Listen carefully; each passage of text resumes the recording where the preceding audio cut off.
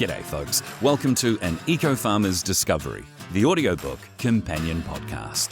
Join Ewan Campbell as he takes a deep dive into his book, uncovering all the secrets of soil health, biology, and true farm independence. You can listen along to his book on Spotify or download from Audible, and then catch us here as we deep dive into the events of each chapter. Today, we're up to chapter 1. Let's go. Ewan, thanks so much for joining us. And it's good to be here. I'm really looking forward to getting into your book in this companion podcast series. So let's kick off with, at the beginning, can you paint us a picture of what life was like growing up on a 500-acre peat swamp in Elstow? It's really hard to now. I don't think, the context. I saw something the other day which made me really, really laugh. The government was going to now regulate people to go and feed their chooks with their kids on the farm and other chores they can do. And I was like, what? I mean, my parents have got videos of me chasing Angus cows across the paddock with gumboots up to my knees. I'm 4 years old, and I think this is bloody marvellous, it's, and we grew up, I don't know, just in amongst what we did every day. And it sort of like seems so obscure. They don't want us doing anything and can't play with anything. And like, we were up to our eyes in shit all the time. A lot of regulations, eh? Well, it's just different. I think it's just hard to sort of contemplate. When I grew up, the road that we lived on was a gravel road, and it's now a main highway, the Paratahuna Road, which goes. A lot of people travel down it to go to the Coromandel for the holidays and bits and pieces. So, like, it's hard for people to even contemplate that at one stage it was still tea tree. And I can still remember ploughing the last paddock and breaking it in, which is sort of hard to even the contemplation. Wow. Yeah. What were your earliest memories on the farm? Oh, look, we were just out on it all the time. I mean, there's lots of pictures and that of on the back of the Ellis Chalmers, which is a little 30 horsepower tractor with a little trailer feeding out hay, or you're just doing things. I remember one incident where we were making hay and this lever on the thing broke, and I went back to the house and said, the lever's broken, Dad. And he sort of looked at me and going, well, what are you going to do about it? It was like, right. Oh, okay. So off we go and have a go at fixing it, And so you became very self-reliant very quickly. A lot of ingenuity. Had to be. Which was sort of the theme of chapter 1 too, in a lot of ways, yeah. It is. There's a lot of things that people can't comprehend. I talked to a chap, one of the truck drivers came into work the other day, and he's got a peat block, and he goes, you'll know all about staying out of the mud. And I go, oh, yeah. People just got no idea. I remember one day his truck came in off the farm to put some lime in, and he turned in this gateway, and I was jumping and waving my hands, and he just put the foot down, and he went about another 10 feet, and the front wheels just disappeared in the peat, and that was it was stuck. Yeah. Because they didn't have any idea of what it was like, and it was amazing. Like he got off the tracks, man, you just disappeared. What impact did Malcolm, your father's way of life and way of thinking, have on you with your approach to farming? I think it just became ingrained all the time. We were always looking at the same thing. I mean, at one stage there, Dad got onto these Bristol freighter, which was aircraft, and had these massive big round wheels. And they were going out of commission, and he got about 20 tyres. And because what happened was they were nice and round and these big wheels, and they wouldn't cut the peat. So if you had a heavy weight on it, the biggest thing about the peat was like if you had sharp edged tyres, it would just cut it and you just disappear into the dirt. Oh, right. And so Dad had observed this sort of thing. So then we had farm trailers with these big wheels. We had manure spreaders. Like all of a sudden, everything got Bristol freighter tyres on them. And so you just go, oh, okay. And we've still got, we're still running around with the same fertiliser spreader and the same trailers with the same Bristol freighter tyres on now. And I think we've still got half a dozen brand new ones in the shed, never been touched. So. Well, because he was an inventor, right? So that approach must have affected your life and how you started inventing as well. Well, it's the sort of thing, it's like, if you think that's normal, it is. And so you just keep doing it. Yeah. And it's not, and it was quite funny, as as life goes on, people go, oh, you always looked at things differently. And I go, why? We were just wandering around doing whatever we did. And my grandfather probably instilled it in my father as well. Like he came from Ireland. He was a bridge builder, carpenter, and went farming, and they just built shit. Like that was the thing. I'd come home from school and I'd wander across the shed, and Pa would be there building stuff, and he'd be making a gate or fixing this, hold this and push this and that. So you were living in a practical world where you thought this is what happens every day, and that's what you think for everybody because that's your world. Yeah. And so it's so hard to even give a grasp, even for the people that lived 5 k's down the road. My friends at primary school, not one of them lived on a peat farm. Oh, la-di-da.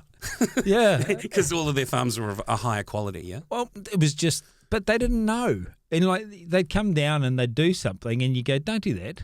And they go, why? Next thing they'd be stuck. And you go, like quicksand. yeah. And you're going, well, I told you not to do that. Yeah. And they just had no concept whatsoever. And so you had people, if you were going to pick up hay on the farm and you get the rugby club to do it or something else like that, you had to be really careful about who drove the tractor and how they drove it and what was going on. Otherwise, you'd have a trailer full of hay and they'd stop at the gateway and I'd go, you don't stop when you got a trailer full of hay. No way. Doop. Yeah, you're in trouble. Yeah. Yeah, and they just like, what happened there? and that was, for us, it was just a normal sort of thing. So for us to go to a farm that trailers didn't sink and tractors didn't sink and all, they didn't have to clean drains and all that, and go, oh, and so what was normal for me wasn't quite so normal for everyone else. Well, I've got to ask, how did it feel when your dad won the National Field Days Innovation Award? Because the converted dairy roller, the spinner drain cleaner, total classics. Yeah, well, see, that's what you get used to. I mean, it was, we were doing things differently all the time, but we didn't really realise. I mean, the converted boiler, I mean, it's got a hilarious story into itself. They went to tour a dairy factory and they rolled it off this landing onto the trailer, and it went down, and it didn't have fancy shocks, and it bounced and it smashed the next door neighbour's garage and it fell over.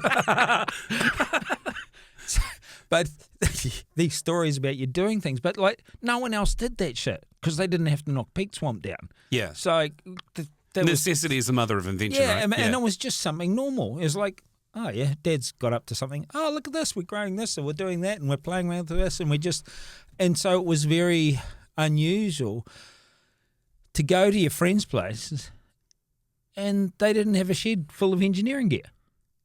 Yeah, right. And they didn't have it. Okay. You didn't, and they come to your place and they looked in the shed going, what's all that's it? And like you were just used to seeing tools and bits and pieces, whether it was woodworking stuff for Pa or, all these other things. You just got used to doing those sorts of things when you go to other people's farms and they weren't doing it at all. It's almost like other people have access to just the equipment of the stock standard requirements of a farmer, and then they purchased off that catalogue and they're away and off they go. Absolutely. But you had to think differently. Well, we had to. There was there was nothing that was really working from other peat farmers. And I mean, I remember going to peat seminar days and things like out the Pioko Swamp and watching what other people were doing and going, oh, they should try this. But it's quite funny as I've gone through time and learning. It's like you might have the greatest idea at all, but it seems to have to hit them about 3 or 4 times before they actually realise, Christ, that's a good idea. Like those, the drain cleaning things, I'm just blown away that every peat farmer didn't have one for cleaning drains. Like it was just... Because they didn't need one. No, they needed one. Every peat farmer needed one. Every peat farmer, yeah. But, hardly any bought them. I think Dad sold about 10 or a dozen of these things or something like when they got built. But wins an award, sells 10. That must be disappointing and great at the same time.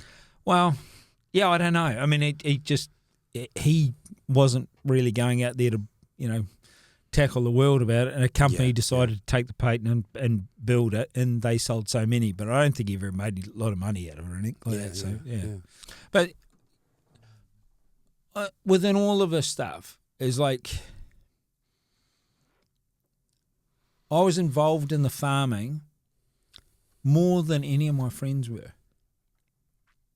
Like, we were, like, every day, or you'd be out at, come home from school, you'd go out on the farm, you'd do something like that. And over time, it sort of never really dawned on me, but I finally realised that not as many kids spent as much time on the farm as what we did, or I did anyway. It's like farm was the business, but they were off doing other things.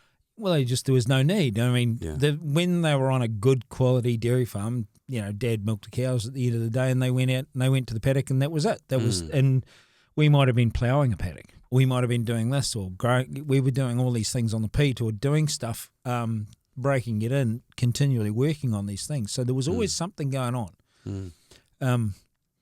It set a platform that you thought this was normal. There's a fascinating story about certain paddocks growing more grass, even though the soil test came back the same. What was going through your mind when the experts just shrugged their shoulders and said, well, that's the way it is? Well, it was pretty much the same sort of thing, is that we realised that if you're going to do anything and you got to become reliant on your own intuition and understanding what's going on. And basically, I think over time, it's become a lot easier to follow that intuition when other people say, well, it's just the way it is. And you go to Dr. Google and you go to Dr. this and Dr. that. You can look at and you can look up scientific papers and you can do all sorts of stuff. So as long as you've got a little bit of an inkling about what's going on, you can actually start researching real fast. Yeah, well, it must have fired something up to make you go, but hang on, this isn't right. You can't just give me a shrug shoulder and go, I don't know. Totally. And it wasn't until a guy turned up that was learning to fly on the farm that he said, I can get that tested. And he was going to university at Waikato, and he came back and he said, that stuff that you've given me, that actually came out of Lake Taupo when it erupted. Wow. And so when we realised that when we were going through that layer, that was what was causing the reaction for it to grow. And it wasn't full of phosphate, and it wasn't full of all the things that they said you needed to grow grass. It was sand. Yeah. Yeah, that's interesting, because those tests back then are not at the level of how you test now, right? Hell no, but at the time, what you call, it's a major oxide analysis, it tests for about 10 to 12 minerals, and I think that's pretty much what got done at the university, and it brought back and said, well, this is what, this is how they identified it, this has got this and this and this and this, and this came from Taupo. So did your lifelong habit of observation and questioning start around then or before, when you're on the farm looking at things? Oh, it was just growing up with it. You were, like you had to be observant. Like when you get stuck on a tractor with a plough behind it and it's 800 metres to the other end of the paddock and 800 metres back, and if you make a cock of it, yeah, and you're not observant about what's going on, well, there's no one to blame but yourself. And so when you're watching Dad set the plough up to plough a paddock, yeah, you'd see what was happening going, oh, yeah, and he tweaked that there, and that went there, the bum kicked that way and the furrow turned over better, and you go, oh, okay, I get that. And then every now and then you'd be watching and you go, why don't you pull the top link in about 5 turns? Why? Oh, it's pulling a bit, and you do it, and it'd work. So you sort of got to see how things functioned just by observing, watching what other people were doing.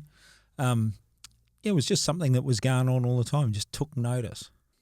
It's fascinating because for a man who's helped countless farmers with production and their livestock and the herbage on their farm and the way things are output, and I mean I could just go through so many things, but especially helping dairy farmers, to have you write in your book, milking cows not really rocking my boat, is kind of funny, because you've just, and continue to this day, to really help them. So I'm fascinated by that, and also by how you wrote the vat never lies. Yeah, well, it didn't. Like every dairy farmer's still the same now. You go around and look at the milk docket. How much milk went? Right. You know, and now they're on their app and they're looking at how much milk's gone and how much fat and all that. Yeah. But on the peat farm, it was one of those things, same thing. You input, output. Yeah. There was a change automatically, and other people didn't have those issues. You only had to go 5 k's down the road, and they didn't have them. Yeah. And so that was just our norm, the absolute norm all the time. It's like, what happened there? But what I'm getting at is sort of two things at once. But you're not really into milking cows, but you're helping people who milk cows. Look, it's just kind of funny, right? Just the day-to-day milking cows. I think the thing that drove me off the peat farm, they got me out of the dairy farming, was that milking cows wasn't the only job. We were ploughing. We were doing drains. We were doing, we were not only milking cows, but we were developing a farm, a family farm. And basically it just drove me to insanity because you were doing the same thing every day, milking the cows, but then you had to go and get on the tractor and go and work and do all this other stuff. And just the milking the cows and day in, day out, it was sort of like more like an industrial type job for me when I thought, nah, that's not me. Well, what did watching milk production teach you about how fast environmental and nutritional factors show up in animals? Oh, man, it was just instant with some of them. Really? If there was a real deficiency, the next day the vet would tell you. If you fixed it or you did something and tweaked it, you could just bang, oh, my God, look at that. You just got used to going, well, there must be an answer, and you were responsible for your own actions, so let's just get on with it. And I was never very keen on wasting my footsteps. Yeah, right. Well, one of your famous sayings is something around don't work harder, work smarter, but, lazy farming being the key to also successful farming. Paula really comments when she's on the farm with me now. She goes, you don't waste a footstep. Because, I'll be walking across the paddock and picking the pigs up, and I'll be doing this, and I'll be looking at that, done that, and I'll be back, and somebody will be still waiting to do something else, and I would have nailed 3 or 4 jobs because I've just planned ahead in my head about quite a few steps ahead. Quite a few steps ahead, but not even sort of consciously, but just I know if I go this way and I do that and whatever, and even that with the livestock and that too, I can see which way it's going and can go. If I go across here and then I'll open that and I'll pull this gate and Paula's going, well, what are you doing that for? I said, just you wait, and open it, and everything works, and the cows walk out and they go, oh, now I see what you're right. on. Yeah, so you've got to be a real observer, and most people don't. Method in your madness. Don't actually observe. But and that was just something what we grew up with. Well, the copper and selenium experiment, still quite mind-blowing. 15% lift in production overnight. Were you surprised at how strongly those minerals interacted, and how did others in the industry react at the time? No one took any notice. Come on. No. Look, and that's the big thing that I've seen right through this whole journey. Yeah. It's mind-boggling how many people don't notice. I mean, the reality is, as you'll find out as we go through the book, I discovered the effect of electrical activity in the soil and the ability to increase that and the effect it has on biology and plant growth. And to date, I have had not one scientist ever ring me up, call me, or come and see me to see what the hell are you on about. Scientists that are out there now, please get in touch if you're interested in actually learning something different. That's 25 years ago. Yeah, wow. Now, I had a patent on it, got taken to court by a buffoon that knew nothing of it. But, the scenarios now, it's actually quite funny. Nobody's even tried to copy me, because I got in more trouble from doing it. But wow, it's a huge part of converting energy into production. And I see a thing in the paper, it was on Facebook just the other day, and it was confirmed by scientists that dairy farmers' production was dropping by 1 tonne of dry matter per hectare every 10 years. Wow. And I could have told them that. Easy. You saw that coming. I saw it happening, and I've seen it happening, and I've seen those, in the time I've been in the industry, not growing as much grass. Why do you think all these people have got feed silos at the cow sheds? Why have they got all these things? Yeah. I was talking to a good mate yesterday, and we were talking about the same thing. He's like, they're buying this and they need electronic that and they need all these things. They don't actually realise their farms are going backwards and they're paying. They become a slave to the bank and slave to the farm, and they need to go and get all these flash tools again. No, they just need to fix their soils. Mm. And, I'm quite happy to say that we've really flipped it on its head, gone way past where those guys were at. The good farmers back in the day, I reckon we're well ahead of them now, and having a lot of fun doing it. Oh, that's amazing. Tell us more about the S-shaped cow poo. It's just one of those things. You see things. When the cow is selenium deficient, the shit goes nearly a dark green-black. Yeah, and I've seen that. It stinks. Yeah. And when it walks and it's shit, there's this big... Yeah. And you just got these big S's on them. Yeah. And it's like, just put an E on it, go, selenium. Please. It was just one of those things that go, oh, God. Now, everyone was talking about how it's so important in animal nutrition. What we've seen is like, you got to have it in your soil. Like if you want biological process and production, it has to be in the soil too. And this is where, as we've gone on, that copper, the selenium, boron, cobalt, molybdenum, it goes on and on. We've seen the reaction to those minerals in the soil where people have actually tried to shortcut, like cobalt. They'll put it in B12 injection for calves and things like this. All expensive shit from the vet. Doesn't cost much to go in the fert. When you put it with the right plan, you can actually see everything come through in the pasture. You get lazy. Well, I get lazy. I don't like wasting my footsteps, and I think not that long ago we had a field day and they were asking about our animal health costs, and I think last year we were $567 for 240 animals, and it was only one event that cost us $560. It's amazing. Yeah. Well, it isn't for us now. Yeah. But it's your new normal. It's our normal. Yeah. So, the Philosopher's Stone, Chapter 1, the chapter ends with the white clay silt unearthed during construction and how the cows couldn't get enough of the grass that grew around it. When did the penny drop that this might be your Philosopher's Stone? God, there was so many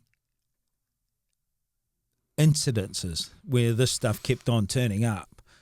And then, man, like 20 years later, and I'm on the farm in Waihi, and I've gone through a whole lot of stuff learning about all these other bits and pieces, and I see where this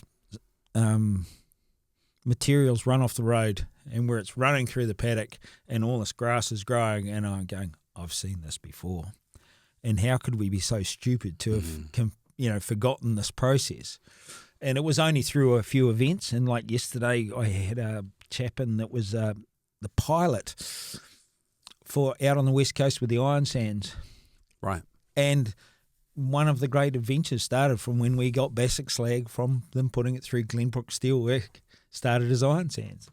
And these things also come round in a big circle, and sometimes you just have to look and go, how could I be so stupid and not looked into this then? But I didn't really realise it was one of the Philosopher's Stones till another 20 years.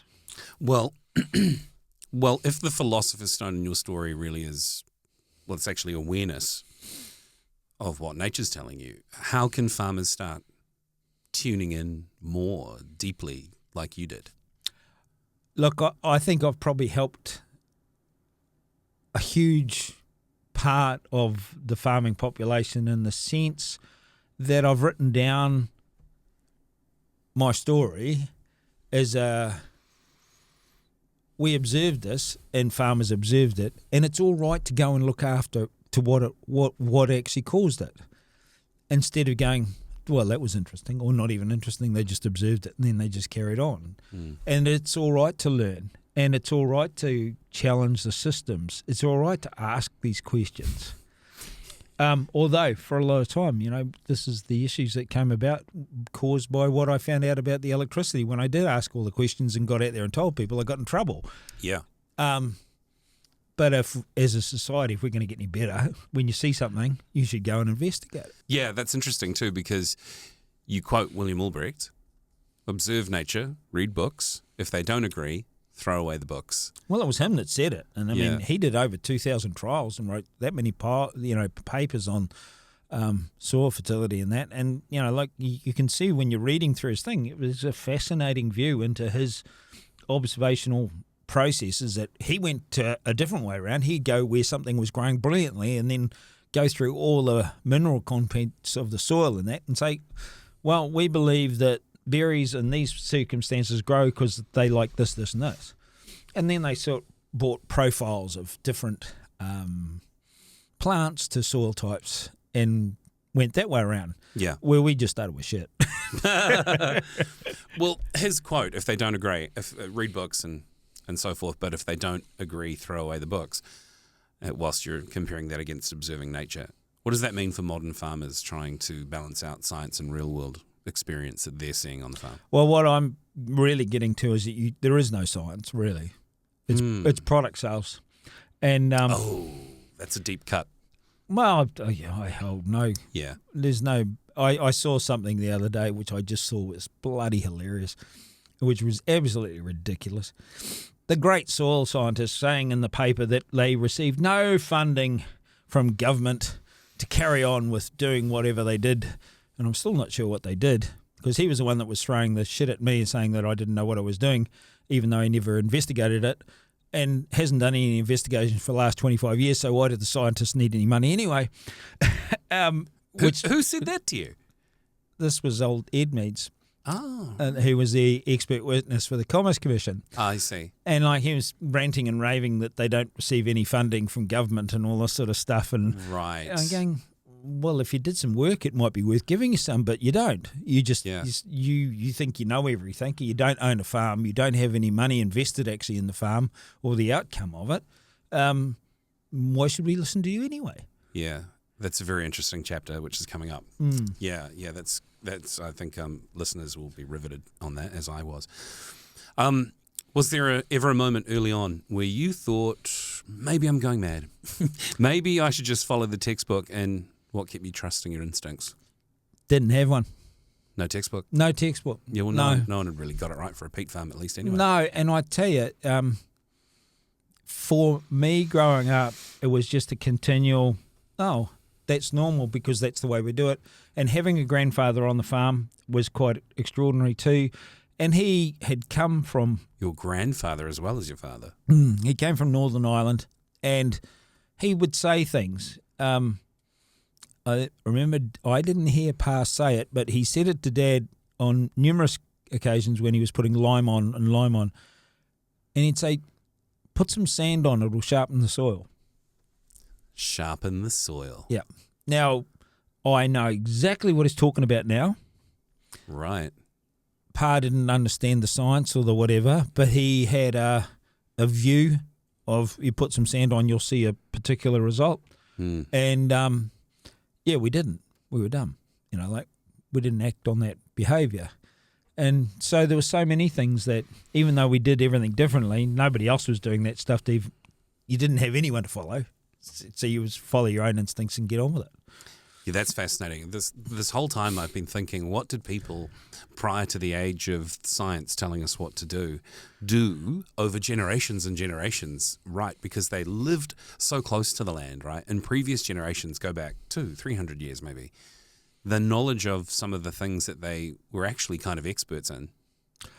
It's just come from trial and error and wisdom. Yes, but there's also some really profound things that people should think about in history. When the European or white man came here, they wanted to live where the Maori lived.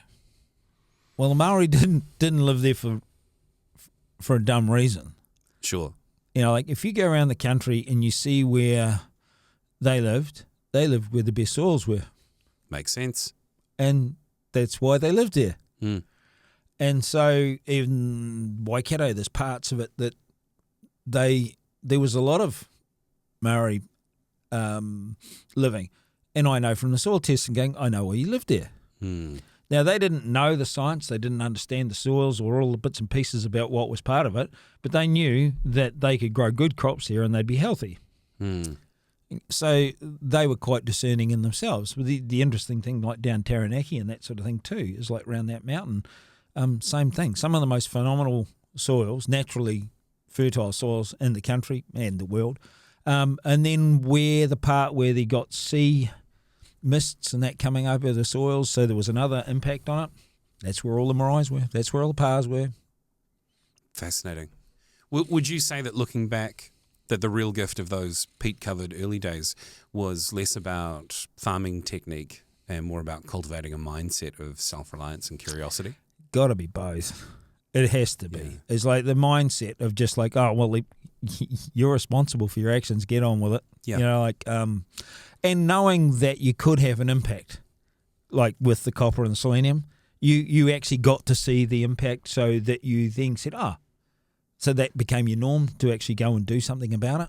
And so when I bought the farm in Waihi, when things weren't working, you just continually ask questions, where everyone else is like, I don't know, you know, like, and I remember I got way back when they first came out, a fecal egg count.